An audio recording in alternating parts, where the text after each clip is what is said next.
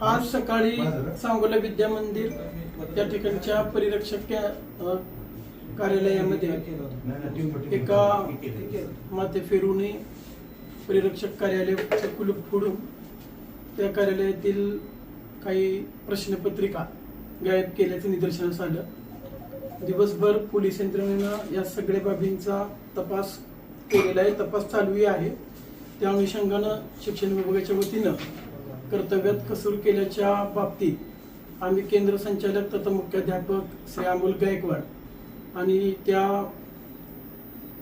केंद्राचे परिरक्षक तथा प्रभारी गट शिक्षण अधिकारी श्री सुयोग नवले यांना आम्ही निलंबित करीत आहोत. आणि उद्याचा पेपर मात्र नियमित म्हणजे आपली जे 11 ते 2चं वेळ आहे त्या वेळेमध्ये होतील. उद्या इयत्ता 10वीचा शेवटचा पेपर आहे.